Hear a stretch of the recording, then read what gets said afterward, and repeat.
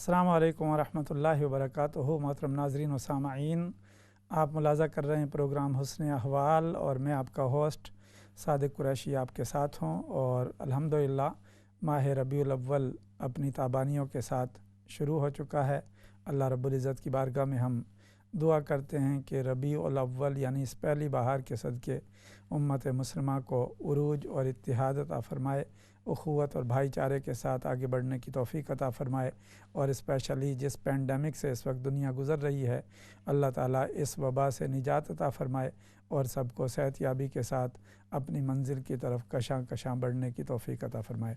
Programme का नाम है हुस्न अहवाल और हर मंडे को इस्लाम चैनल उर्दू पर यह प्रोग्राम आपकी खिदमत में पेश किया जाता है।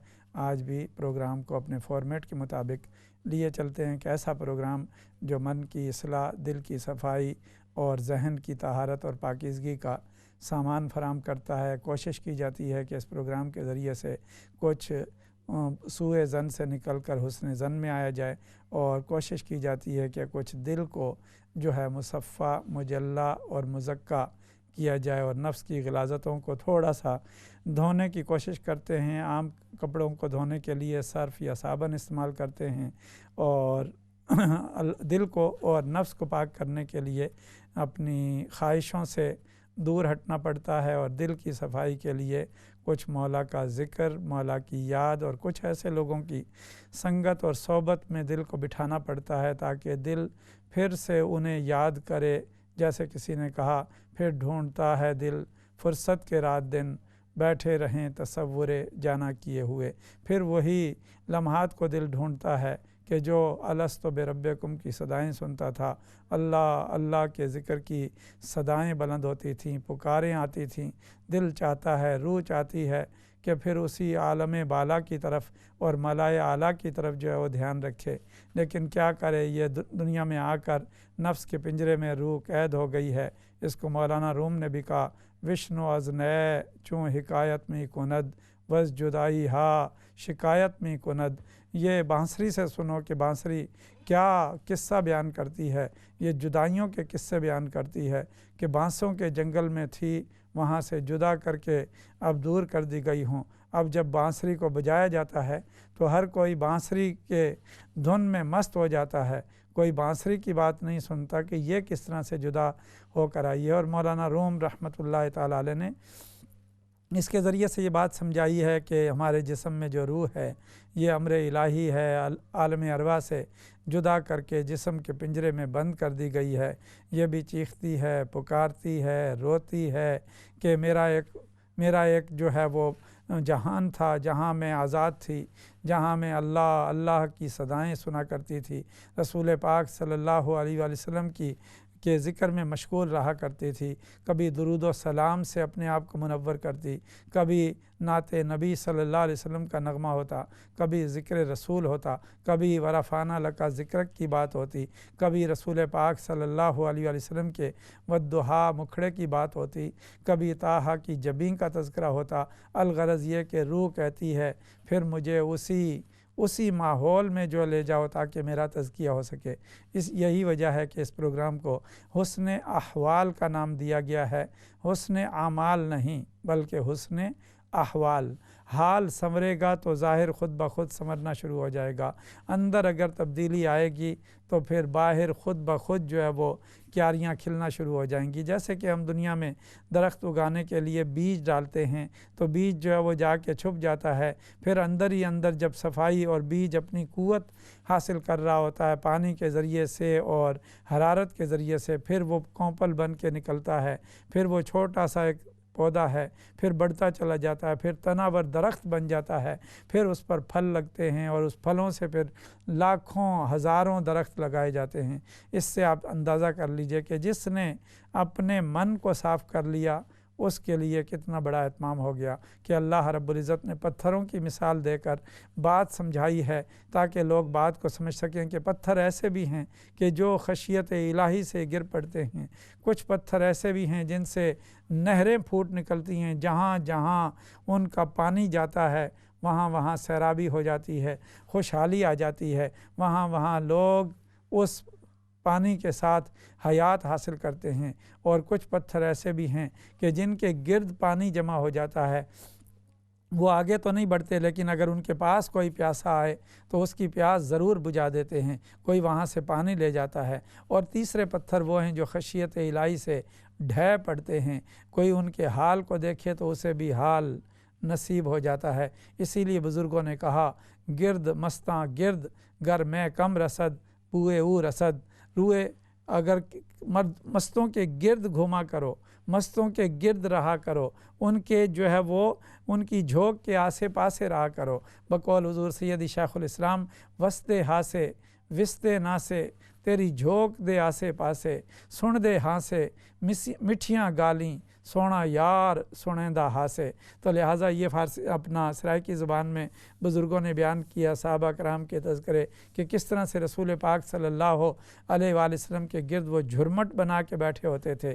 اسی بات کو کسی فارسی کے شاعر نے کہا کہ مستوں کے گرد بیٹھا کرو، مستوں کے گرد بیٹھا کرو کہ جامع یعنی شراب توحید جو ہے تمہیں میسر آئے گی، توحید کی جام کا جو ہے کوئی توحید کی شراب کا کوئی جام تمہیں مل جائے گا۔ اگر تمہیں جام نہ ملے تو کوئی بات نہیں، اس کی خوشبو تو آتی رہے گی، کیونکہ جب تم پھول کی خوشبو میں پھول کی صحبت میں رہو گے تو تمہیں خوشبو ملتی رہے گی۔ اور اگر کسی کی ناک بند ہو، نوز بلاک ہو تو کوئی بات نہیں، رویت عیشاں بس است، ان کا دیدار کر لینا، یہ بھی جو ہے وہ اللہ کے ذکر کے مترادف ہے۔ اسی لیے رسول پاک صلی اللہ علیہ وآلہ وسلم نے فرمایا، اذا رؤوا ذکر اللہ، اللہ کے بندے کی پہچان یہ ہے کہ جب تم اسے دیکھو تو تمہیں اللہ یاد آ جائے، تمہاری زبان سبحان اللہ، الحمدللہ، ماشاء اللہ کا کلمہ جو ہے وہ کہنا شروع کر دے۔ یہ ہے اس پروگرام کا مقصد کہ جب من کے اندر جو ہے وہ پھول کھل جائیں محبت کے، من کا تعلق جڑ جائے رسول پاک صلی اللہ علیہ وسلم سے، تو پھر ہر سو ہریالی آ جاتی ہے۔ آئیے بڑھتے ہیں درود و سلام کی طرف۔ فرمان الہی ہے، آیت درود و سلام ہے، آیت کا نمبر ہے 56 اور سورہ کا نمبر ہے 33، اور سورہ کا نام ہے الاحزاب، حزبن کی جمع ہے، اور اس میں اللہ رب العزت نے بڑی عظیم بات ارشاد فرمائی ہے اور فرمایا ہے، اعوذ باللہ من الشیطان الرجیم، ان اللہ و ملائکتہ یصلون علی النبی یا ایھا الذین آمنوا صلوا علیہ وسلموا تسلیما، اللہم صلی علی سیدنا و مولانا محمد وعلی آلہ وصحبہ وبارک وسلم، الصلاۃ والسلام علیک یا سیدی یا رسول اللہ وعلی آلہ وصحبہ یا سیدی یا حبیب اللہ۔ یہ درود و سلام ہے، انشاءاللہ آج اسی پر ہم بات کریں گے، لیکن اس سے پہلے کہ اللہ رب العزت کی بارگاہ میں بندوں کو ہمیشہ معافی مانگتے رہنا چاہیے۔ جو لوگ اللہ سے بخشش، مغفرت، استغفار کرتے ہیں وہ لوگ اللہ کو بڑے پسند ہیں، کیونکہ خزانہ قدرت ہر شے سے لبریز ہے، لیکن اس کے خزانے میں عاجزی اور انکساری نہیں ہے کہ وہ اس کی شان نہیں ہے۔ اس کی شان کبریائی ہے، اس کی شان بزرگی ہے، اس کی شان جلالت ہے، اس کی شان عظمت ہے، وہ بلندیوں والا ہے۔ اسی لیے ہم ہر نماز میں اللہ اکبر اور سبحان ربی العظیم اور سبحان ربی الاعلیٰ کی تسبیح کرتے ہیں، اور پھر جب نماز کو ختم کرنے لگتے ہیں تو رب تعالیٰ نے فرمایا کہ تم نے ساری باتیں کر لی ہیں، درود بھی میرے حبیب پر پڑھ لیا، سلام بھی انہیں کہہ دیا، میری ثنا بھی کر لی ہے، اب بیٹھو، اب مجھ سے مانگو اور کہو ربنا رب اجعلنی مقیم الصلاۃ ومن ذریتی ربنا وتقبل دعا ربنا اغفر لی ولوالدی وللمؤمنین یوم یقوم الحساب۔ اب 3 لوگوں کی مغفرت بھی مجھ سے مانگ لو، تم نے میری اتنی ثنا کی ہے، اتنی حمد کی ہے، میرے محبوب پر درود و سلام پڑھا ہے، آؤ اب مجھ سے مانگو بھی صحیح۔ تو بندہ جب مانگتا ہے، اے ہمارے رب مجھے معاف فرما اور میرے والدین کو معاف فرما اور جمیع مومنوں کو معاف فرما جس دن یوم حساب ہوگا، تو رب کی رحمت کرم اپنا برساتی ہے، اپنی عطائیں نچھاور کرتی ہے تاکہ اس بندے پر جو ہے اللہ رب العزت کا کرم اور نازل ہو۔ تو لہٰذا استغفار کے لیے اللہ تعالیٰ نے جو ہمیں طریقہ بتایا ہے، معافی کے لیے جو طریقہ بتایا، اس نے ڈور تو ہمیشہ اوپن رکھے ہیں۔ ایک دن حسن بصری نے کہا اپنے مجمع میں لوگوں کو کہ اللہ کا دروازہ جو ہے کھٹکھٹاتے رہا کرو، کھٹکھٹاتے رہا کرو، کھٹکھٹاتے رہا کرو، مایوس نہ ہوا کرو، کبھی بھی اس کے دروازے سے دور نہ ہوا کرو۔ تو رابعہ بصری رضی اللہ تعالی عنہا کو جب یہ خبر پہنچی تو انہوں نے کہا حسن سے یہ پوچھو کہ کیا اللہ کا دروازہ کبھی بند بھی ہوتا ہے جو اسے کھٹکھٹانے کی ضرورت ہے؟ تو لہٰذا اس کا تو دربار ہر وقت اوپن ہے، اس کا دروازہ ہر وقت کھلا ہوا ہے، تو وہ تو صدائیں دے رہا ہے مانگنے والوں کو، بلکہ اسپیشل صدائیں شروع ہو جاتی ہیں جب رات کا آخری پہر آتا ہے۔ حل من سائل، ہے کوئی مانگنے والا کہ میں اسے عطا کر دوں، ہے کوئی بخشش مانگنے والا میں اسے بخش دوں، ہے کوئی رزق کا طالب میں اسے رزق دے دوں، ہے کوئی اولاد چاہنے والا میں اسے اولاد دے دوں، ہے کوئی نعمت مانگنے والا میں اسے نعمتیں عطا کر دوں۔ تو نعمتوں والا، کرم والا، پہلی بہار والا مہینہ طلوع ہو گیا ہے، تو آئیے اللہ رب العزت کی بارگاہ میں مغفرت طلب کرتے ہیں۔ لیکن مغفرت طلب کرنے کے لیے جیسے اس نے اپنی شہادہ کے لیے، توحید کے لیے، اپنے کرم کے لیے مرکز بنایا اپنے حبیب صلی اللہ علیہ وآلہ وسلم کو، اسی طرح سے اس نے یہ بھی فرمایا کہ معافی مانگنی ہے تو میرے حبیب صلی اللہ علیہ وسلم کے دربار پر جاؤ اور وہاں جا کر پھر مجھ سے جو ہے معافی مانگو، اور معافی کی شرط یہ ہے کہ جس کے لیے میرا حبیب سفارش کرے گا اس کے لیے جو ہے معافی ڈیفینیٹ ہو جائے گی۔ اسی لیے کسی نے کہا، جاؤکا نے سمجھایا یہ راز زمانے کو، بڑھتی ہے شفاعت کی خیرات مدینے میں۔ تو لہٰذا جو ہے قرآن مجید نے کہا، اعوذ باللہ من الشیطان الرجیم، وَلَوْ أَنَّهُمْ إِذ ظَّلَمُوا أَنفُسَهُمْ جَاءُوكَ فَاسْتَغْفَرُوا اللَّهَ وَاسْتَغْفَرَ لَهُمُ الرَّسُولُ لَوَجَدُوا اللَّهَ تَوَّابًا رَحِيمًا۔ صدق اللہ العظیم۔ اسی کی تائید میں، اسی کی تعمیل میں ہم چلتے ہیں دربار مصطفیٰ صلی اللہ علیہ وآلہ وسلم میں، روحاً، معناً اور قلباً ہماتن ہو کر رسول پاک صلی اللہ علیہ وسلم کی بارگاہ میں جب ہم پہنچے تو پھر ہم نے وہاں حضور علیہ السلام کو سلام کیا اور کہا، حضور ایسا بھی کوئی انتظام ہو جائے، سلام کے لیے حاضر غلام ہو جائے، حضور آپ جو کہہ دیں تو بات بن جائے، حضور آپ جو تک لیں تو کام ہو جائے۔ اور کسی نے کہا کہ حضور حق سے سلام آیا، پیام آیا، جھکاؤ نظریں، جھکاؤ پلکیں، ادب کا اعلیٰ مقام آیا۔ تو جب وہاں پہنچے تو پھر سلام کرنے کے بعد ندامت کے ساتھ بیٹھ گئے، اور اب اللہ کی بارگاہ میں استغفار کے کلمات کہتے ہیں۔ اور کیا ہیں وہ کلمات؟ وہ بھی آقا علیہ السلام نے تلقین فرمائے اور کہا کرو اس طرح، استغفر اللہ العظیم الذی لا الہ الا ھو الحی القیوم واتوب الیہ۔ یہ کلمات جب پکار رہے ہیں تو آقا علیہ السلام کو بھی خبر ہے کہ یہ میرا امتی بڑی دور سے چل کر آیا ہے، بہت اپنی جو ہے وہ ادائیں اور صدائیں لے کر آیا ہے۔ آقا علیہ السلام کو اللہ نے حال سے باخبر کیا ہے، وہ جان رہے ہیں، لیکن امتی پر بھی لازم ہے کہ وہ بھی بتائے کہ میں آیا کیوں ہوں۔ جس طرح سے ابن کثیر بیان کرتے ہیں کہ اس عرابی نے کہا تھا، وہ عرابی کتنی تیاری کے ساتھ آیا تھا، آ کر اس نے جب دیکھا کہ رسول پاک صلی اللہ علیہ وآلہ وسلم تو وصال فرما چکے ہیں، تو اس نے اسی وقت اشعار جو ہے وہ تیار کیے اور وہ اشعار حضور کی بارگاہ میں جو ہے پیش کیے، اور کہا اس نے بڑی محبت کے ساتھ اور بڑی الفت کے ساتھ اور بڑی لگن کے ساتھ اس نے کہا کہ یہ یا خیر من دفنت بالقاء اعظمہ فتاب من طیبہن القاء القمو نفس الفداء لقبر انت ساکنہ فیہ العفاف والجود والکرم۔ وہ عرابی پکار اٹھا اور اس نے کہا کہ اے مدفون لوگوں میں سب سے عظیم ہستی، سب سے اعلیٰ ہستی، سب سے خیر والی ہستی، آپ کی وجہ سے ہر سو ٹیلے اور جو ریگستان ہیں وہ خوشبوؤں سے جو ہے مہک اٹھے ہیں، آپ کی خوشبو ہر طرف پھیل گئی ہے۔ اسی لیے اردو میں اس کا ترجمہ کیا جاتا ہے، میں مدینہ کی گلیوں کے قرباں جن سے گزرے ہیں شاہ مدینہ، اس طرح سے مہکتے ہیں کوچے عطر جیسے لگائے ہوئے ہیں۔ آقا علیہ السلام کی خوشبو آج بھی شہر مدینہ میں موجود ہے، بشرط یہ کہ کسی کے پاس قوت شامہ موجود ہو، کسی کے پاس سمیلنگ کی قوت ہو، کوئی عشق اور محبت کے ساتھ اس وادی مدینہ میں داخل تو ہو، پھر دیکھے کہ اسے کس طرح سے رسول پاک صلی اللہ علیہ وآلہ وسلم کی رحمت اور حضور کی خوشبو جو ہے اسے اس کا استقبال کرتی ہے۔ تو لہٰذا جب وہ جا کر اور پھر اس عرابی نے کہا کہ میری جان فدا ہو اس قبر پر، میری جان فدا ہو اس قبر پر، کیونکہ اس قبر کے اندر عفاف ہے یعنی معافی ہے، اس قبر کے اندر جو ہے وہ کرم ہے، اس قبر کے اندر جو ہے وہ بخشش کا سامان موجود ہے۔ فی العفاف والجود والکرم، اس میں جو ہے وہ سخاوت ہے، جود ہے، اللہ رب العزت کے کرم کا دریا، اللہ رب العزت کی عطاؤں کا دریا، اللہ رب العزت کی بخششوں کا دریا، اللہ رب العزت کی ساری نعمتوں کا جو دریا ہے وہ اسی دربار سے تقسیم ہو رہا ہے۔ اسی لیے آقا علیہ السلام نے فرمایا واللہ یعطی وانما انا قاسم، لوگوں سن لو، عطا اللہ ہی کرتا ہے لیکن تقسیم میرے در سے ہوتی ہے۔ تو وہ اعرابی کہنے لگا یا رسول اللہ صلی اللہ علیہ وآلہ وسلم، میں تو اپنی فریاد لے کر آیا تھا، آپ کے دربار میں حاضر ہوا تھا کہ آپ کے دربار کے صدقے سے مجھے اللہ معاف کر دے گا۔ تو اللہ رب العزت کی بارگاہ میں اس نے استغاثہ پیش کیا، التجا پیش کی، اور التجا پیش کرنے کے بعد جب وہ سائل وہ اعرابی مڑا تو ادھر ایک وقت کے بہت بڑے اسکالر بیٹھے ہیں، وہ کہتے ہیں غلبت عینیا، میری آنکھوں پر جو ہے وہ غلبہ ہو گیا نیند کا۔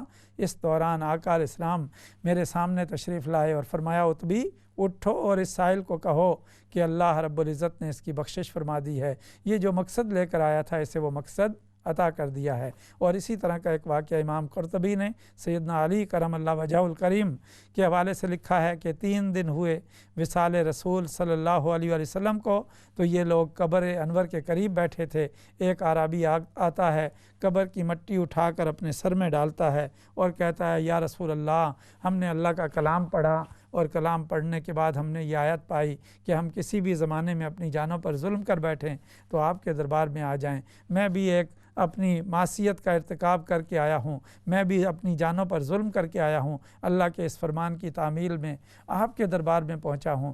اب آپ کی بارگاہ میں التجا کرتا ہوں کہ آپ اللہ کی بارگاہ میں میرے سفارشی بنیے اور میرے لیے شفاعت کیجیے۔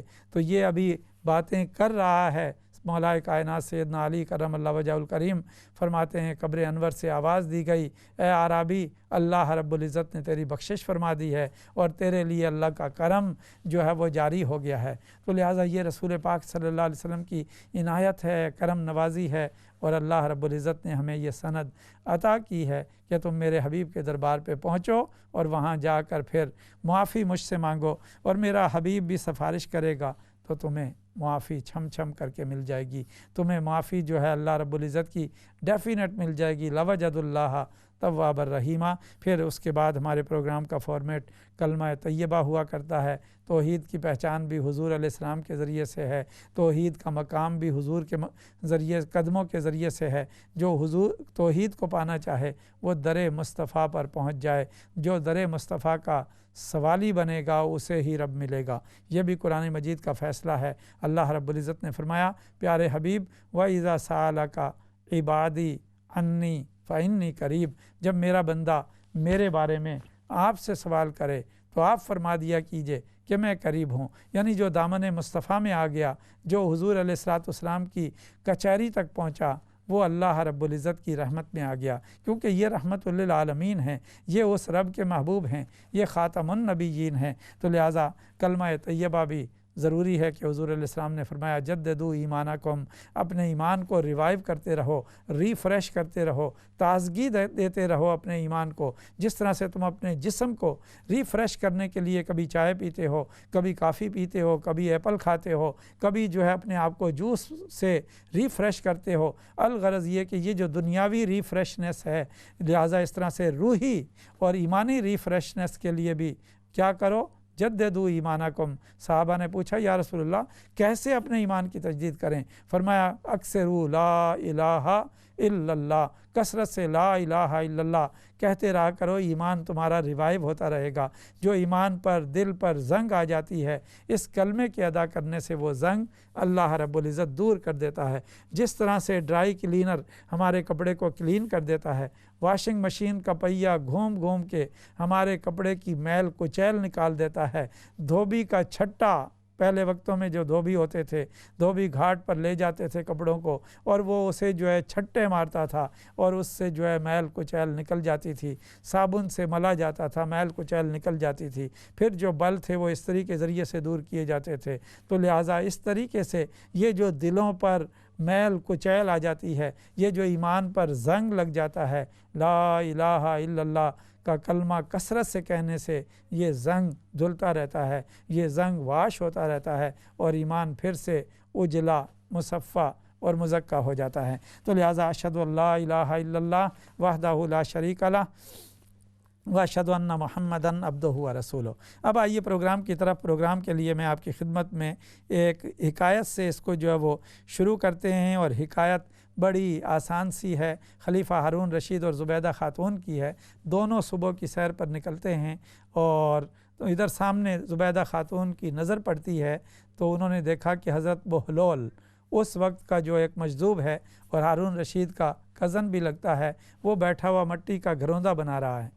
ہارون رشید تو اگنور کرتے ہوئے گزر گئے بہلول کو، انہیں پتہ تھا یہ مجذوب آدمی ہیں تو ان سے جو ہے وہ بات چیت کرنا زیادہ مناسب نہیں ہے۔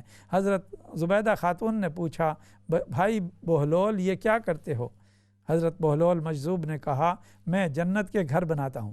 اب وہ گھر تو مٹی کا بن رہا تھا لیکن اس نے جنت کا گھر کہا، کیونکہ کسی نے کیا خوب کہا، الٹی ہی چال چلتے ہیں دیوان گانے عشق، آنکھوں کو بند کرتے ہیں دیدار کے لیے۔ تو زبیدہ خاتون نے کہا، اے بہلول کیا یہ گھر بیچو گے بھی؟ انہوں نے کہا جی بالکل بکے گا۔ اور دریائے فرات تھا تو زبیدہ خاتون نے پوچھا کتنے کا؟ انہوں نے کہا جی 10 درم کا ہے۔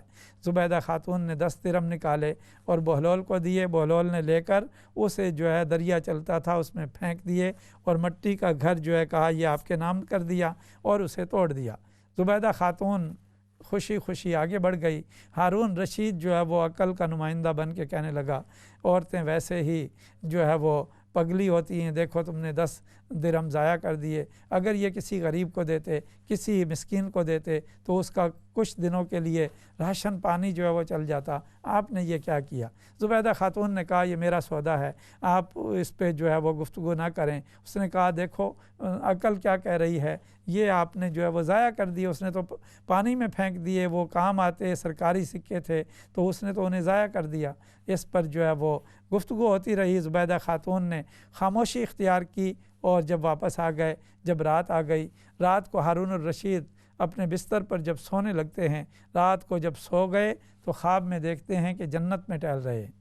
جنت دیکھی اور جنت میں چلتے چلتے ایک محل نظر آیا، اس پر لکھا ہوا تھا محل زبیدہ، زبیدہ پیلس۔ ہارون الرشید نے دیکھا کہ یہ تو میری بیوی کا محل لگتا ہے۔ آگے بڑھتے ہیں، جو وہاں سیکورٹی تھی انہوں نے کہا کہ جناب یہاں آپ داخل نہیں ہو سکتے، جس کا نام لکھا ہے یہ اسی کے لیے ہے۔ اس نے کہا میری بیوی کا نام ہے۔ کہا نہیں، وہ بیوی آپ کی اس دنیا میں ہے، یہاں جو جنت تک پہنچے گا اس کو پھر جو ہے انٹری دی جائے گی۔ لیکن ہارون الرشید اس یعنی خواب پر جو ہے فوراً اٹھا، بیدار ہوا اور اسے ساری بات سمجھ آ گئی۔ دوڑ کر اس نے زبیدہ خاتون سے ذکر کیا کہ آج صبح واک پر ذرا جلدی چلنا ہے۔ جب پہنچے تو دیکھا کہ اسی جگہ پر حضرت بہلول مجذوب وہی مٹی کے گھروندے جو ہے بنا رہے ہیں۔ اب ہارون الرشید جو کل اعتراض کر رہے تھے وہ پوچھتے ہیں بھائی بہلول یہ کیا کرتے ہو؟ انہوں نے کہا کہ یہ میں جنت کے گھر بناتا ہوں۔ کہا یہ بیچو گے؟ انہوں نے کہا ہاں۔ کتنے کا ہے؟ انہوں نے کہا یہ 50,000 دینار کا ہے۔ اس پر ہارون رشید چونک اٹھا اور کہنے لگا کل تو یہ 10 درہم میں بکا تھا، آج 50,000 دینار کیسے ہو گیا؟ انہوں نے کہا ہاں، کل کے سوداگر بن دیکھے سودا کر کے گئے تھے، ان کا سودا اعتماد پر تھا، آج کے سوداگر رات کو خواب میں دیکھ کر آئے ہیں۔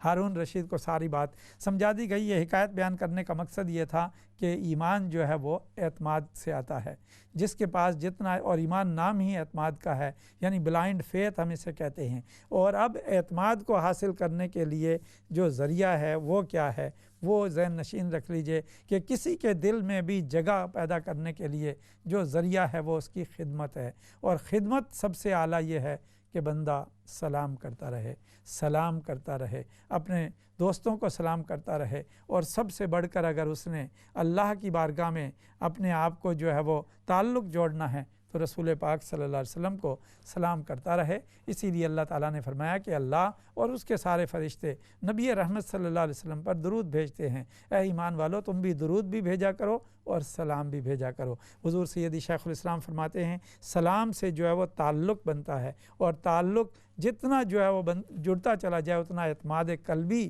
پیدا ہوتا ہے۔ ایک جو ہے وہ تعلق عقلی ہے، جو عقل کا ہے، جو دلائل سے شواہد سے بنتا ہے، اس سے محبوب کے دل میں اعتماد نہیں آتا، بلکہ جو تعلق دل میں پیدا ہوتا ہے اس سے محبوب کے دل میں اعتماد پیدا ہو جاتا ہے۔ پھر جب درود و سلام نہ آئے تو وہ فرشتوں سے پوچھتے ہیں کہ وہ فلاں گلی کا جو شخص تھا اس کا آج سلام نہیں پہنچا، اس کا درود نہیں پہنچا۔ یہ ہے سلام جو تعلق کو جو ہے وہ پیدا کرتا ہے اور اعتماد جو ہے کریٹ کرتا ہے۔ وقفے کے بعد انشاءاللہ یہیں سے شروع کریں گے اور درود و سلام پر بات کریں گے۔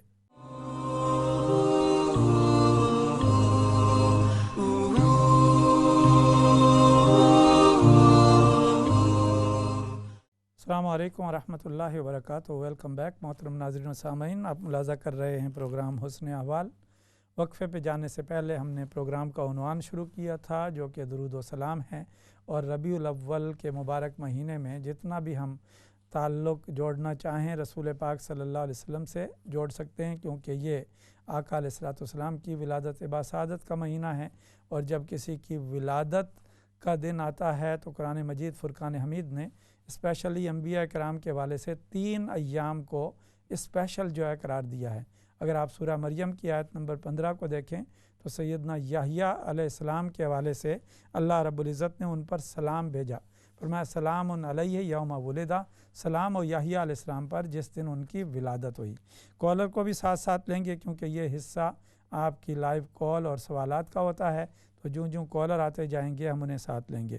جی دیکھتے ہیں پہلے کالر ہمارے ساتھ کون ہیں۔ السلام علیکم ورحمۃ اللہ۔ وعلیکم السلام ورحمۃ اللہ وبرکاتہ۔ علامہ صاحب آپ کو اور تمام سننے والوں کو ربیع الاول شریف کی بہت بہت مبارک ہو۔ خیر مبارک۔ دعا فرما دیں کہ اللہ رب العزت صحیح معنوں میں اس مہینے کی ہمیں برکت عطا کرے اور زیادہ سے زیادہ پیارے آقا صلی اللہ علیہ وسلم پہ درود پاک پڑھنے کی توفیق عطا کرے۔ آمین۔ ہم سب کے والدین کی بے حساب مغفرت کی دعا بھی فرما دیں۔ اور علامہ صاحب آپ نے جو بہت خوبصورت حقائق پیش کی، تو جب پہلی دفعہ میں نے یہ حقائق سنی تھی تو میرے ذہن میں ایک سوال آیا تھا۔ اب یہ سوال میں آپ سے ہی پوچھ ہی لیتا ہوں، قرآن پاک کا حکم ہے کہ اہل علم سے سوال کرو۔ مجھے نہیں پتا کہ یہ سوال میرا کرنا ٹھیک بھی ہے کہ نہیں، لیکن میرے ذہن میں یہ سوال آیا کہ جیسے آپ کی مطلب حقائق کے مطابق جیسے ہمارا تو عقیدہ ہے، ایمان ہے کہ صحابہ کرام سے کا جو مرتبہ ہے وہ افضل ترین ہے، تو وہ صبح شام پیارے آقا علیہ الصلوۃ والسلام کے جلووں سے اور معجزات سے بہرمند ہوتے تھے، تو ان کا سودا تو دیکھے کا تھا، تو ہم امتی جو ہیں تو ہم تو بن دیکھے کا سودا کیے بیٹھے ہیں۔ تو اس کے بارے میں ذرا وضاحت فرما دیں کہ ہمارا آخرت میں کیا اجر و ثواب ہوگا۔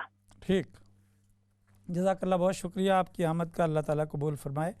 چلیے چلتے ہیں پروگرام کی طرف۔ درود و سلام جو ہے اس آیت کو تھوڑا سا دیکھتے ہیں، اس پر بہت سارے لوگوں نے گفتگو کی ہے۔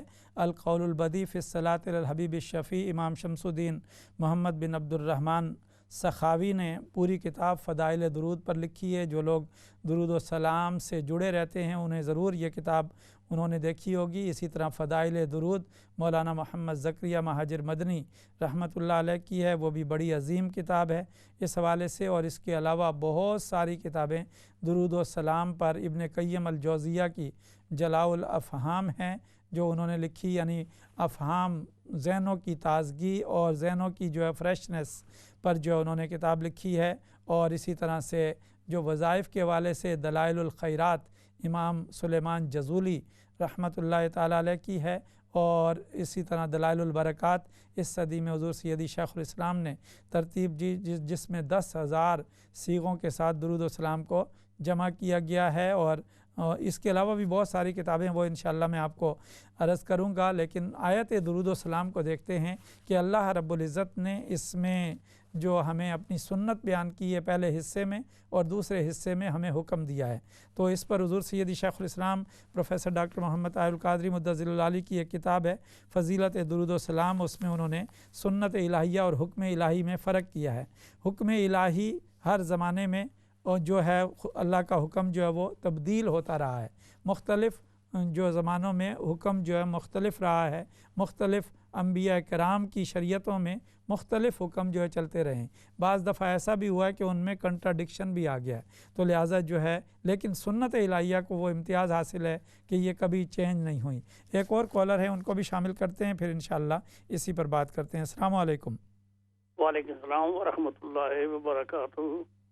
جی علامہ صاحب، میں نے ایک آیت کا ترجمہ پوچھنا ہے۔ بولیے۔ وہ قرآن پاک میں لکھا ہے کہ فلا وربک لا یؤمنون، اے محبوب تیرے رب کی قسم۔ جی اب یہ پتہ کرنا ہے کہ نبی پاک صلی اللہ علیہ وسلم کا رب کوئی اور ہے اور ہمارا رب کوئی اور ہے۔ اللہ نے یہ فرمایا کہ اے محبوب تیرے رب کی قسم۔ جی ٹھیک ہے، میں اس پہ عرض کر دیتا ہوں آپ کو انشاءاللہ، جو ہی آپ ہمارے ساتھ رہیے تو اس کا جو حکمت ہے وہ آپ کو بیان کی جاتی ہے۔ تو میں عرض کر رہا تھا کہ درود و سلام میں جو حکم اور سنت، اس پہ تھوڑی سی گفتگو کی ہے۔ تمام جنہوں نے بھی آیت پر جو ہے گفتگو کی ہے انہوں نے بیان کیا کہ حکم الہی کیا ہے اور سنت الہی کیا ہے۔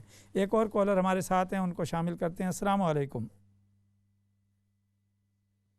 السلام علیکم ورحمۃ اللہ وبرکاتہ۔ وعلیکم السلام ورحمۃ اللہ وبرکاتہ۔ جی جی آپ لائیو ہیں، فرمائیے کیا سوال ہے یا کیا بیان؟ میرا کہنا یہ ہے، السلام علیکم۔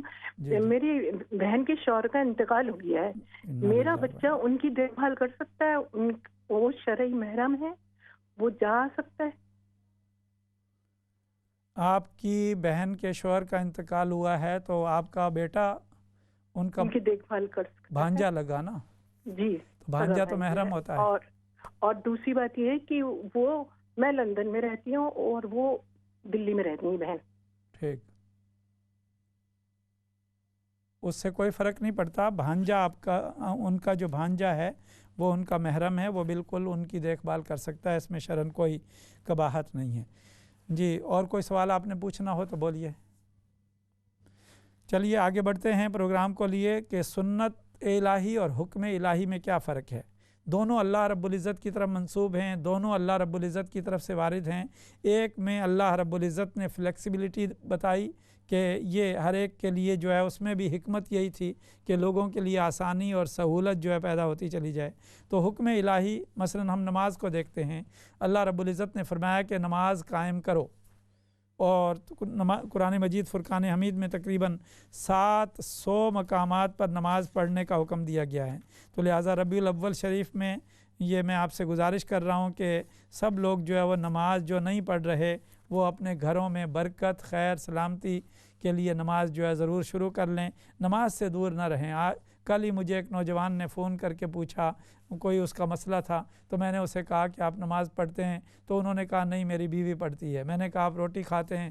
کہا ہاں وہ تو میں صبح بھی کھاتا ہوں، شام کو بھی کھاتا ہوں اور لنچ بھی کرتا ہوں۔ میں نے کہا جس طرح سے آپ کے جسم کی ضرورت کھانا پینا ہے، اسی طرح سے آپ کے روح کی ضرورت نماز ہے۔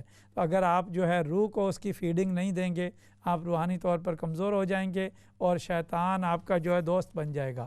شیطان اور نفس پھر آپ کو کنٹرول میں رکھے گا، پھر چاہے گا تو آپ کا گھر توڑوا دے گا، چاہے گا تو آپ کو گھر سے نکلوا دے گا۔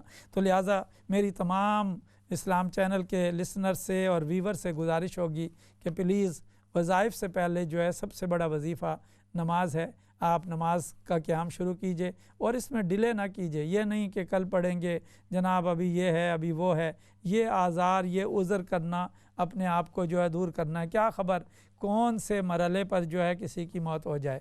تو لہٰذا انتظار نہ کیجئے، جیسے پنجابی میں کہتے ہیں سوچی پیاتے بندہ گیا۔ جب نیکی کا کام آئے تو بزرگ کہتے ہیں فوراً اسے کر جاؤ۔ نیکی کے کام میں اگر بندہ تھوڑا سا بھی ڈیلے ہو گیا تو سورہ توبہ پڑھیے۔ وہ 3 صحابہ کرام جو ہے وہ تھوڑا سا سوچ میں پڑ گئے، انہوں نے کہا ہمارے پاس سواریاں ہیں تو ہم جو ہے دوڑ کر پہنچ جائیں گے، لیکن وہ کرتے کرتے کرتے کرتے غفلت نے پھر بندے کو جو ہے وہ لیزی بنا دیا، اور لیزی نے اسے جو ہے منزل سے دور کر دیا۔ تو لہٰذا غفلت کو چھوڑیے اور جو ہے اپنا بیداری کی طرف آئیے، اور یہی مطالبہ قرآن مجید کا ہے۔ ایک اور کالر ہمارے ساتھ ہیں، ان کو شامل کرتے ہیں۔ السلام علیکم۔ وعلیکم السلام رحمۃ اللہ وبرکاتہ۔ میری کوشچن یہ ہے، سم ٹائمز اچانک غیبت آ جاتی ہے، بیک بائٹنگ سم ٹائمز آ جاتی ہے۔ میں بہت یہ کرتی ہوں، کیئرفلی رہتی ہوں جو کسی کے بارے میں غیبت نہ کروں، بٹ سم ٹائمز جب منہ سے باہر ہو جاتی ہے تو اس ٹائم فوراً کیا کرنا چاہیے؟ میں بہت ہی ڈرتی رہتی ہوں، اس لیے میں 2 رکعت نفل نماز پڑھ کے بھی اللہ سے معافی مانگتی ہوں، بٹ سم ٹائمز آ جاتی ہے منہ سے، تو اسی ٹائم فوراً کیا کرنا چاہیے؟ جی میں عرض کر دوں گا، انشاءاللہ آپ پروگرام دیکھتے رہیے۔ پروگرام کے آخری حصے میں انشاءاللہ جب پورے سوالات جمع ہو جاتے ہیں تو ہم ترتیب سے ان کا جواب دیتے ہیں، الاول فالاول، الاقرب فالاقرب کے حساب سے جو پہلے آیا اس کا جواب پہلے آئے گا، اسی ترتیب سے جو ہے جوابات کا سلسلہ دیا جاتا ہے۔ تو میں عرض کر رہا تھا حکم الہی اور سنت الہی میں جو امتیاز ہے، جو فرق ہے، ایک امتیاز میں نے بیان کیا کہ حکم الہی جو ہے وہ ہر زمانے کے اعتبار سے مختلف رہا ہے۔ ہر شریعت میں آدم علیہ السلام کے لیے حکم الہی اللہ کا مختلف تھا، پھر جو ہے موسیٰ علیہ السلام کی شریعت میں حکم الہی مختلف ہوا، پھر اسی طرح سے حضرت عیسیٰ علیہ السلام کے لیے کچھ اور چیزیں جو ہے وہ ایڈ کر دی گئیں، اور رسول پاک صلی اللہ علیہ وسلم کو سالڈ چیزیں جو دی گئی۔ میں صرف ایک حکم بیان کر دیتا ہوں، سجدہ تعظیمی۔ سجدہ تعظیمی ایک کالر کو شامل کر لیتے ہیں، لیکن سجدہ تعظیمی کو آپ سامنے رکھیے تاکہ میں اس کے حوالے سے حکم الہی بیان کرتا ہوں۔ جی السلام علیکم۔ وعلیکم السلام ورحمۃ اللہ وبرکاتہ۔ مولانا صاحب آپ کا بہت پروگرام نائس ہوتا ہے، اللہ تعالیٰ آپ کو آپ کے علم میں برکت کرے اور آپ کے عمر میں برکت کرے، آمین۔ سوال یہ ہے کہ جس طرح آپ نے کلمہ شریف کا بھی کہا ہے، ذکر کا بھی، اور پھر ساتھ درود شریف کا، تو اگر جس طرح نہیں، اگر اس طرح پڑھیں لا الہ الا اللہ محمد رسول اللہ صلی اللہ علیہ وسلم، تو اس میں کلمہ اور درود پاک دونوں آ جائیں گے یا؟ جی میں عرض کر دیتا ہوں، بالکل دونوں اس میں شامل ہو جاتے ہیں، لیکن میں اس کی تفصیل بھی آپ کو عرض کروں گا۔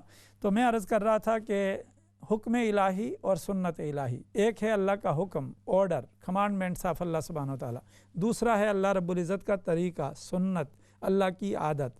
دونوں میں فرق ہے، لیکن دونوں ایک ہی ذات کی طرف سے آ رہے ہیں۔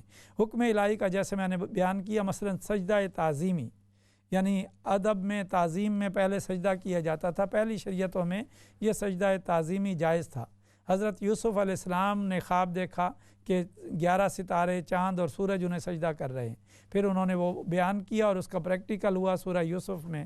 لیکن رسول پاک صلی اللہ علیہ وسلم نے سجدہ تعظیمی کو اپنی امت کے لیے حرام قرار دے دیا۔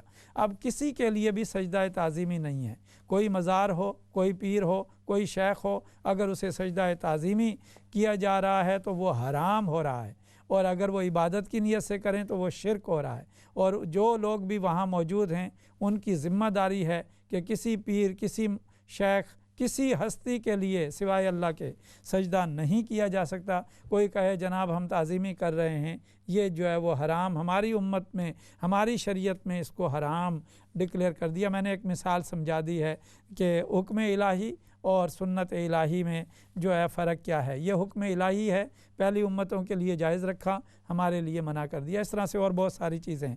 تو لہٰذا اب آئیے حکم الہی اور سنت الہی میں دوسرا فرق جو ہے، حکم الہی مثلا نماز کا پڑھنا، ایک آدمی نماز پڑھ رہا ہے یا ایک ہماری بہن نماز پڑھتی ہے، اب اس میں ڈیفینٹ گارنٹی نہیں ہے کہ وہ قبول ہو، لیکن جب آپ سنت الہی ادا کرتے ہیں تو اس میں جو آپ کو گارنٹی مل جاتی ہے کہ آپ کی یہ، کیونکہ آپ نے اللہ رب العزت جو عمل کر رہا ہے اس عمل میں آپ بھی جو ہے وہ شریک ہو گئے ہیں اپنے درجے کے مطابق۔ تو لہٰذا دوسری چیز، تیسرا فرق اس کے اندر جو یہ ہے کہ حکم الہی جو ہے وہ زمانے کے ساتھ جڑا ہوا ہوتا ہے۔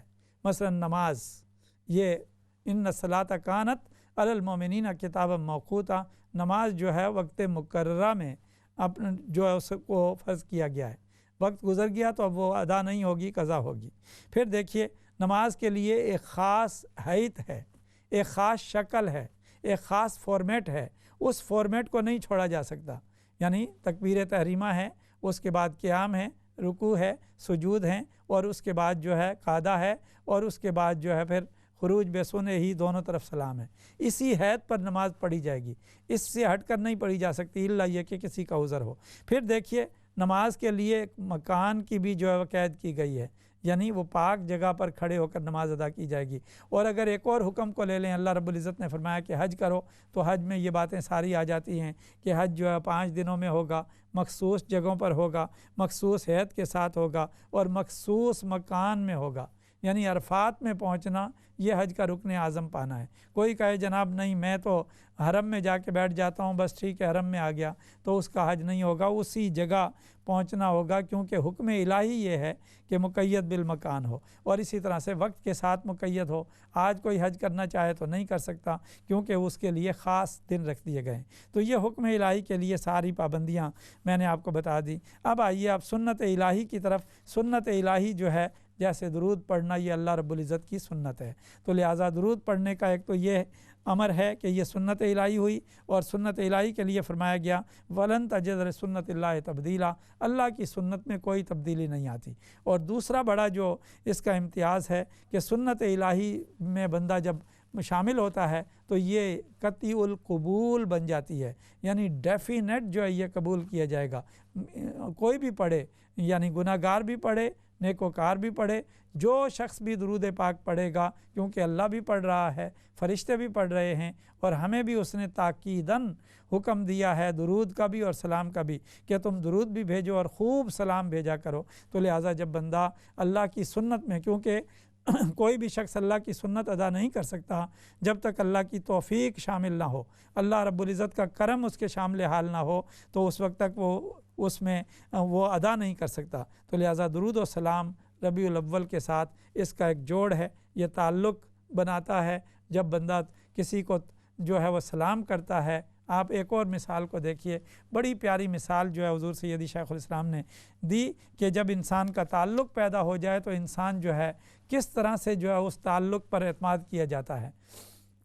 مثلا حجام باربر کو لیجئے، باربر جو ہے جو پرائم منسٹر کا یا بادشاہ کا جو ہے وہ حجام ہے، تو بادشاہ اس کے انتظار میں بیٹھا ہے، ہر ویک وہ بادشاہ کی حجامت کرتا ہے، اور اس نے استرا اٹھایا ہوا ہے یا سیفٹی ریزر اٹھائے ہوئے ہیں، اور بادشاہ نے جو ہے سر جھکایا ہوا ہے اس کے سامنے، اور وہ بادشاہ کے جو ہے وہ گردن پر جو ہے اس کو بالوں کو صاف کر رہا ہے. تو یہ کیا ہے؟ یہ اعتماد ہے، کیونکہ بادشاہ کو معلوم ہے کہ یہ حجام میری جو ہے وہ صحیح طریقے سے حجامت کرے گا، تو اس کے ذریعے سے میں جو ہے وہ خوبصورت نظر آؤں گا یا سنت کی پابندی کروں گا. تو اس طریق پر جو ہے اس کے سامنے، ورنہ حالانکہ بادشاہ کے پاس ہر وقت سیکورٹی کھڑی ہوتی ہے، کوئی بادشاہ کو نقصان نہ پہنچا دے، لیکن یہ کیا ہے؟ یہ اس بندے کا تعلق پیدا، اس پر اعتماد ہے کہ یہ نقصان نہیں پہنچائے گا. تو اسی طرح سے جس کا تعلق جو ہے جڑ جائے، اور تعلق بھی کون سا؟ قلبی تعلق، عقلی نہیں. عقلی تعلق تو دلیل کی بنا پر ہوتا ہے، وہ محبوب کے دل میں اعتماد پیدا نہیں کرتا. محبوب کے دل میں اعتماد صرف قلبی تعلق پیدا کرتا ہے، محبت کا تعلق پیدا کرتا ہے، حبی تعلق پیدا کرتا ہے، اور اس تعلق کی ابتدا دنیا میں بھی اور روحانیت میں بھی سلام سے ہوتی ہے، جسے آپ بار بار سلام کرتے رہیں. کوئی بہت زیادہ بڑی گاڑی والا شخص ہو اور بڑا اکڑ والا ہو، کسی کی طرف نہ دیکھتا ہو، اور ایک چھابڑی والا شخص ہر روز اسے کہے السلام علیکم باؤ جی، السلام علیکم، وہ بودر ہی نہیں کرے گا. وہ دوسرے دن کہے السلام علیکم، وہ پھر بودر نہیں کرتا. تیسرے دن کہتا ہے السلام علیکم، پھر بودر نہیں کرتا. لیکن اس کے دل میں ایک جگہ کارنر پیدا ہو جاتی ہے، یار یہ آدمی مجھے ہر روز سلام کرتا ہے. تو اس سلام کے ذریعے سے پھر وہ ایک دن نظر اٹھا کے دیکھتا ہے، پھر اشاروں میں جواب دیتا ہے، پھر جو ہے وہ آہستہ آہستہ جب تعلق جڑ جاتا ہے، پھر وہ دیکھتا ہے کہ آج وہ چھابڑی والا یہاں پر نہیں ہے، تو وہ پوچھتا ہے کہ جناب یہاں ایک چھابڑی والا ہوا کرتا تھا. وہی شخص جو پہلے اس کی طرف توجہ نہیں کرتا تھا، آج اس کے بارے میں پوچھ رہا ہے. کیوں کہ سلام نے یہ تعلق جو ہے بنا دیا ہے. تو لہٰذا اسی بلا تشبیہ و بلا مثال جب امتی اپنے نبی پر سلام بھیجتا ہے پابندی کے ساتھ، تو پھر حضور علیہ السلام کی بارگاہ میں جب سلام نہیں پہنچتا تو آقا علیہ السلام اس کی دستگیری کے لیے، اس کے حال کو دریافت کرنے کے لیے ख़ुद तशरीफ़ ले आते हैं। बीमार हो जाए कोई, शाह वलीउल्लाह मुहद्दिस देहलवी रहमतुल्लाह अलैह से पूछिए, उनके वालिद की इयादत के लिए आका अलैहिस्सलाम बसूरत मिसाल, बसूरत ख़्वाब तशरीफ़ लाए और उनकी इयादत फरमाई, और इस तरह के बहुत सारे वाक़यात मौजूद हैं। तो लिहाजा जिसने ताल्लुक़ जोड़ लिया, रबीउल अव्वल ईमान की बाहर का महीना है और ताल्लुक़ रसूल सल्लल्लाहु अलैहि वसल्लम की पुख्तगी का पैगाम है। इस पे जितना दुरूद व सलाम पढ़ेंगे, अपने दिलों को सजाइए, घरों को सजाइए, बच्चों को दुरूद व सलाम सिखाइए, तो इंशाअल्लाह इससे बहुत अच्छा ताल्लुक़ जो है बन जाएगा। अब मैं आपके सवालात की तरफ चलता हूँ। पहली बहन ने आके जो सवाल किया और उन्होंने पूछा कि हिकायत जो है वो जो बयान की गई है, उसके हवाले से उनका सवाल आया कि हम बिन देखे आका अलैहिस्सलाम पर ईमान लाए और रसूल पाक सल्लल्लाहु अलैहि वसल्लम ने सहाबा कराम के झुरमट में पूछा कि बताओ अजीब ईमान किसका है। तो सहाबा कराम ने कहा, या रसूल अल्लाह, अजीब ईमान तो फरिश्तों का है। आका अलैहिस्सलाम ने फरमाया, फ़रिश्ते अल्लाह पर ईमान क्यों न लाएँ, वो तो अल्लाह की बारगाह में रहते हैं। फिर उन्होंने कहा कि अम्बिया का ईमान अजीब है। तो रसूल पाक सल्लल्लाहु अलैहि वसल्लम ने फरमाया, अम्बिया का ईमान अजीब क्यों ना हो, उन पर तो वही आती है, जिब्रील अलैहिस्सलाम आते हैं। फिर साहबा ने कहा, या रसूलल्लाह, हमारा ईमान अजीब है, हम जो है आपकी बारगाह में हैं। आका अलैहिस्सलाम ने फरमाया, तुम तो मेरी बारगाह में रहते हो, मौजज़ात देखते हो, वही मुझे बराह रास्त तुम्हें जो है मैं वही पहुँचाता हूँ, वही का पैगाम देता हूँ, तुम्हारा ईमान कैसे अजीब है। फिर उन्होंने कहा, या रसूलल्लाह सल्लल्लाहु अलैहि वसल्लम, आप फरमाइए। आका अलैहिस्सलाम ने फरमाया, अजीब और पसंदीदा ईमान उन लोगों का है जो तुम्हारे बाद आएंगे। उन्होंने बहुत सारी किताबें उनके सामने होंगी, मुझे नहीं देखा होगा, मेरे कलाम को पढ़ेंगे, मेरी बातों को सुनेंगे और फिर उसके बावजूद मुझ पर जो है वो ईमान लाएंगे। उन लोगों का ईमान जो है वो सबसे अजीब है। तो लिहाजा जो बिन देखे का सौदा करते हैं, ईमान है ही बिन देखे के सौदे का नाम, क्योंकि अल्लाह को मानना है और अल्लाह को किसी ने नहीं देखा। सहाबा कराम ने हुजूर अलैहिस्सलाम से सुनकर और देखकर ईमान लाया। हम आका अलैहिस्सलाम के नुमाइंदों से और उनके पैगाम को सुनकर ईमान लाते हैं। दूसरे भाई ने पूछा, फ़ला व रब्बिक, कि अल्लाह रब्बुल इज़्ज़त जो कसम खा रहा है अपने हबीब के वास्ते से, तो क्या रसूल पाक सल्लल्लाहु अलैहि वसल्लम का कोई और खुदा है? नहीं, ये सिर्फ बात मोहब्बत की, निस्बत की समझानी है। अल्लाह रब्बुल इज़्ज़त ने बहुत जगहों पर कुरान मजीद में ये नुक्ता बयान किया है, जो ये नुक्ता यहाँ भी बयान हुआ है। इज़ क़ाल रब्बुका लिल मलाइका इन्नी जाइलुन फ़िल अर्दि खलीफ़ा, कि याद कीजिए वक्त जब आपके रब ने फ़रिश्तों से कहा, अलगरज़ यहाँ भी कहा फ़ला व रब्बिक, ये बात समझानी है निस्बत की, कि देखो कि मैं रब होकर अपने हबीब के वास्ते से जो है वो कसम खा रहा हूँ और तुम्हें ईमान की बात समझा रहा हूँ। तो लिहाजा तुम मेरी बारगाह में आओ तो मेरे रसूल के वास्ते से आया करो, मेरे हबीब के वास्ते को जो है वो ना छोड़ा करो। क्योंकि मुनाफिकीन का तरीक़ ये था कि वो रसूल पाक सल्लल्लाहु अलैहि वसल्लम की बारगाह में आने से कन्नी कतराते थे। इसीलिए कुरान मजीद ने कहा कि इज़ा तालो इलल्लाहि व इलर रसूल राइत अलमुनाफिकीना यसुद्दून अनका सुदूदा, जब उन्हें कहा जाए आओ अल्लाह की तरफ और आओ रसूलुल्लाह सल्लल्लाहु अलैहि वसल्लम की तरफ, तो वो आपकी बारगाह से गिरास करके चले जाते हैं, आपकी बारगाह में नहीं आते। तो ये नुक्ता जो है समझाया गया। और इसका एक और शान नुज़ूल भी है। एक बहन ने पूछा कि गीबत जो है उनकी ज़ुबान पर आ जाती है। अल्लाह ताला सबसे पहले हम सब को बख्शे, आपको भी बख्शे। और उसका तरीक़ ये है कि अगर ऐसा आने लगे तो एक तरीक़ तो ये है कि इस्तिग़फ़ार का कलमा पढ़ लीजिए, और दूसरा ये है कि गीबत का जो अज़ाब बयान किया गया है अपने मुर्दा भाई का गोश्त खाने के मुतरादिफ है। मैं आपको एक वो बयान कर देता हूँ। मोहम्मद अली कले जो अजीम बॉक्सर हुआ है, उसने अपने पास एक माचिस रखी हुई थी, और जब भी उसे कोई बुराई का ख्याल आने लगता तो माचिस जलाकर अपनी उंगली को जो है जलाना शुरू कर देता था, और कहता था अगर ये तकलीफ़ बर्दाश्त कर सकते हो तो फिर ये काम भी कर लो। तो लिहाजा ये तरीक़े हैं। आप कोई पेन रख लें, जब भी कोई गीबत निकलने लगे पेन अपने आप को चबोएं, ताकि आपको जो है वो एहसास हो अल्लाह ताला माफ़ करने वाला है। इस्तिग़फ़ार कीजिए, अल्लाह ताला जो है वो, और जिसकी गीबत की है उससे भी माज़रत कीजिए। फिर एक बहन ने पूछा कि कलमा शरीफ जब पढ़ लिया जाए, ला इलाहा इल्लल्लाह मुहम्मदुर रसूलुल्लाह, ये कलमा है, जब आका अलैहिस्सलाम का नाम आता है तो हुज़ूर अलैहिस्सलाम पर सल्लल्लाहु अलैहि वसल्लम कहना चाहिए, तो इसमें दुरूद भी हो गया, लेकिन ये उसका हिस्सा नहीं है। ये मुहम्मदुर रसूलुल्लाह, जब हुज़ूर अलैहिस्सलाम का नाम लिया जाए, आका अलैहिस्सलाम ने फरमाया कि मैं तुम्हें अबखलुन नास ना बताऊँ, सबसे बड़ा बख़ील ना बताऊँ, कि जो शख्स मेरा नाम सुने और मुझ पर दुरूद ना भेजे, वो सबसे बड़ा बख़ील है। इसलिए अहले मोहब्बत जब आका अलैहिस्सलाम का नाम आता है तो फिर वो सल्लल्लाहु अलैहि वालैहि वसल्लम कहते हैं, सीने पे हाथ रखते हैं, मोहब्बत से अदब से निगाहें झुका लेते हैं, जैसे किसी ने कहा झुकाओ नज़रें बिछाओ पलकें, अदब का आला मकाम आया। इसीलिए कुछ लोग अंगूठे भी चूम लेते हैं, ये भी मोहब्बत की अलामात में से हैं। ये ना कोई बिदा है ना कोई और चीज़ है, ये साहबा ने भी किया है और ये ताबईन भी और अहले मोहब्बत का तरीक़ रहा है। अपने अपने ज़ौक़ की बात है। मौलाना अशरफ अली थानवी साहब ने लिखा है अस्सलातु वस्सलाम अलैका या रसूलल्लाह, कहने में कोई हरज नहीं है, जहाँ फितना हो वहाँ आहिस्ता कह लिया करो, वरना बुलंद आवाज़ से भी कहने में कोई हरज नहीं है। तो ये दुरूद व सलाम इस मुबारक महीने के लिए आप अपना वजीफ़ा बनाइए, कम से कम 313 मरतबा जो है वो दुरूद व सलाम हर घर से जो है वो तोहफ़ा जाना चाहिए। इंशाअल्लाह इससे बरकत होगी। इसीलिए किसी साहिब दिल ने कहा खाक सूरज से अंधेरों का इजाला होगा, आप आएँ तो मेरे घर में उजाला होगा, और इश्क़ सरकार की एक शम्मा जलालो दिल में, बाद मरने के लहद में भी उजाला होगा। आमीन। अल्लाहुम्मा सल्ली अला सय्यदना मौलाना मुहम्मदिन व अला आलिहि व सहबिहि व बारिक वसल्लम। या अल्लाह या रहमान या रहीम या रहमर राहिमीन या हन्नान या मन्नान या दय्यान या सुबहान। मौला करीम रबीउन नूर शुरू हुआ, रबीउल अव्वल का महीना शुरू हुआ, रसूल पाक सल्लल्लाहु अलैहि वसल्लम की विलादत बासआदत के ज़रिए हमें कुरान मिला, हमें इस्लाम मिला, हमें रहमान मिला। इन नेमतों की कदरदानी अता फरमा और कसरत से रसूलुल्लाह सल्लल्लाहु अलैहि वसल्लम पर दुरूद व सलाम की तौफ़ीक अता फरमा। हमारे घरों में नमाज का क़याम अता फरमा, बीमारी बला वबा से निजात अता फरमा, हर तरफ सुकून रहमत करम अता और बख्शिश अता फरमा। जंग जो दुनिया में लगी हुई है उस जंग से निजात अता फरमा। या अल्लाह या रहमान अमन का बोल बाला फरमा, परचम इस्लाम को बुलंद फरमा। सल्लल्लाहु अला हबीबी मोहम्मद व अला आलिहि व सहबिहि अजमाइन।